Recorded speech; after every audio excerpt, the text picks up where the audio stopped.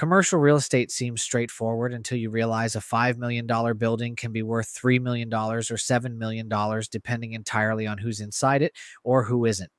Today, we're exploring why that massive value gap exists and what it means for investors. That's such a fascinating point about valuation swings.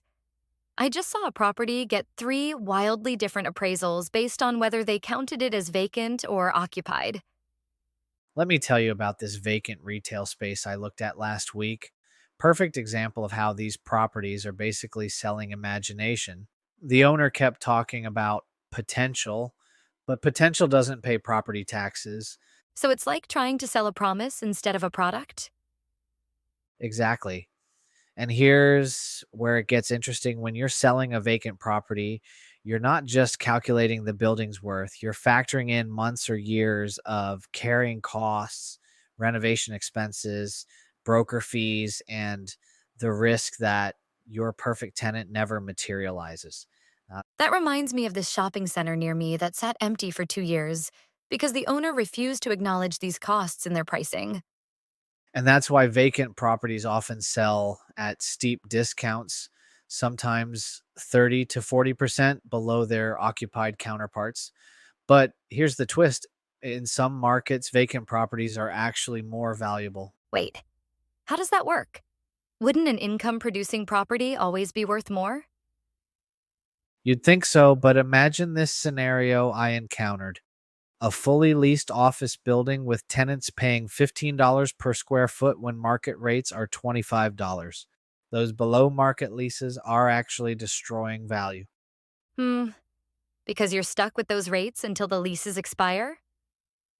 Precisely. Now compare that to occupied properties with strong tenants.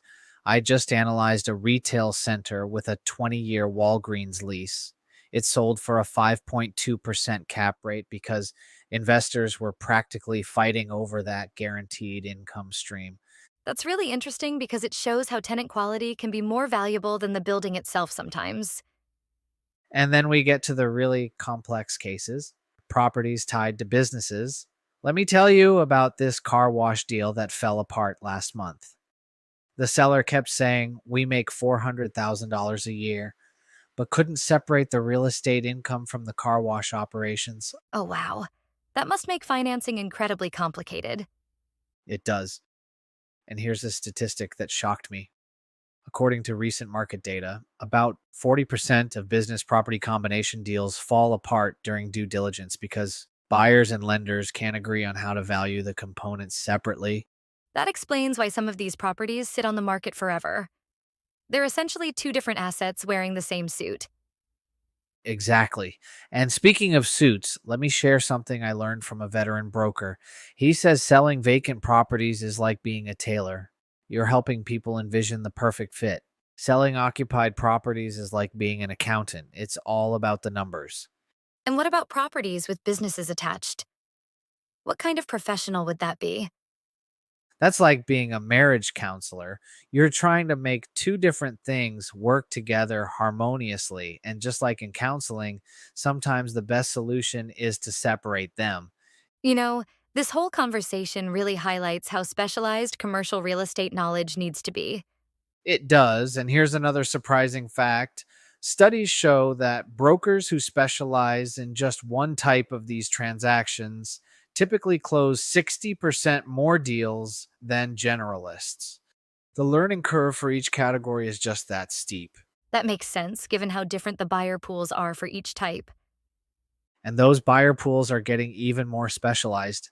I was talking to a commercial lender yesterday who said they're seeing a new trend: investors forming specialized funds that only buy certain types of vacant properties in specific submarkets.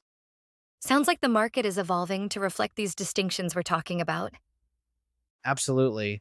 And it's creating some interesting opportunities. For example, some investors are now specifically targeting occupied properties with below market rents, betting they can add value by negotiating early lease terminations. That's quite a shift from the traditional buy and hold strategy. The key takeaway here is that success in commercial real estate isn't just about understanding buildings, it's about understanding these distinct categories and how they behave differently in the market. Well, I think we've given people a lot to think about when it comes to commercial property values. Indeed. Just remember in commercial real estate, what you see isn't always what you get. And sometimes that's exactly where the opportunity lies.